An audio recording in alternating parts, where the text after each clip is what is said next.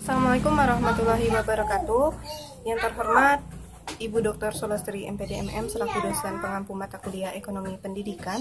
Yang terhormat Bapak dan Ibu serta teman-teman yang berbahagia. Puji dan syukur marilah kita ucapkan kehadirat Allah Subhanahu wa taala yang mana berkat limpahan rahmat, hidayah dan karunia-Nya kita semua dapat melakukan rutinitas perkuliahan online seperti biasa. Salawat dan salam semoga selalu senantiasa tercurah kepada Nabi Muhammad SAW. Baik, perkenalkan saya Umi Kalsum dari Program Magister Pendidikan Ekonomi, ingin mereview jurnal yang berjudul Family Background, Financial Constraint, and Higher Education Attempts in China, yang artinya latar belakang keluarga, kendala keuangan, dan kehadiran pendidikan tinggi di Cina. Jurnal Economic of Education Review, penulis Wen Li, From of Economic of Education, Graduate School of Education, Peking University, Beijing. Sumber Science Direct. Introduce atau perkenalan terlebih dahulu. Cina mulai menerapkan reformasi pasar dan membackup kebijakan pada tahun 1978. Pendidikan tinggi Cina telah berkembang pesat.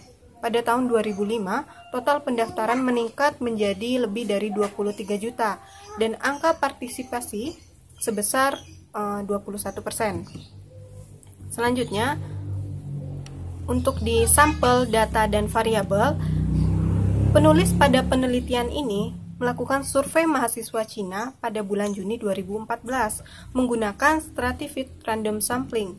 Sampel siswa sebanyak 18.000 kuesioner ditempatkan dan 15.536 kuesioner atau 86,31%. Kemudian, hasil temuan di sini terdiri dari tabel 1 sampai dengan tabel 9. Untuk tabel 1 di sini lembaga pendidikan tinggi dari siswa sampel dibagi menjadi 3 kategori berdasarkan tingkat prestis akademik. Tabel 2, untuk di tabel 2 di sini, prestasi akademik peringkat di sekolah tinggi dianggap sebagai variabel proksi untuk kemampuan akademik.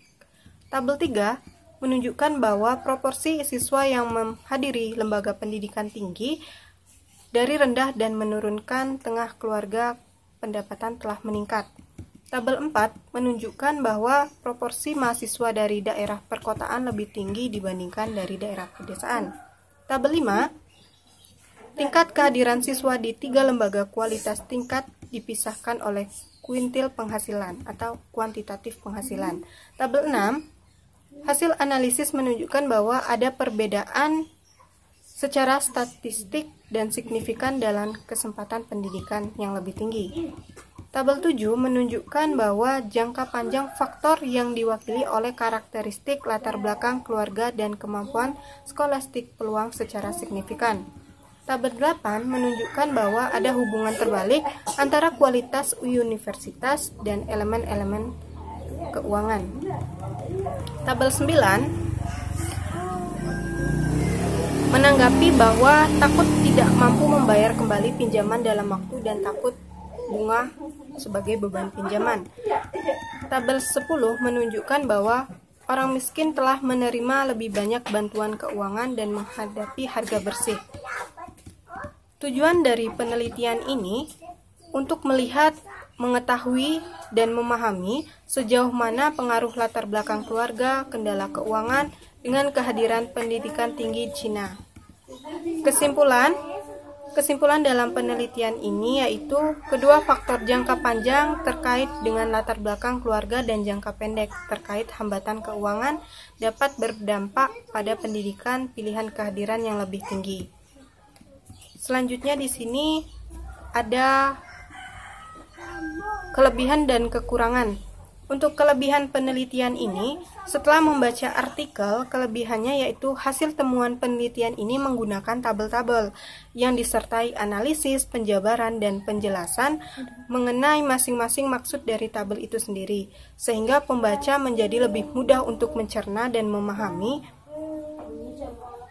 Untuk sampel, data dan variabel penelitian ini juga sangat dijelaskan secara terperinci.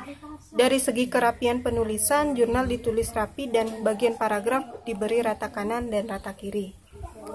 Kelemahan untuk penelitian ini, setelah membaca artikel, tahap penelitian atau pengolahan data memerlukan waktu yang cukup lama karena 18.000 kuesioner harus diserahkan.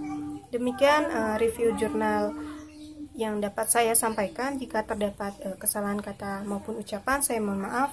Kepada Allah semoga ampun. Billahi taufik wal hidayah. Wassalamualaikum warahmatullahi wabarakatuh. Billahi taufik.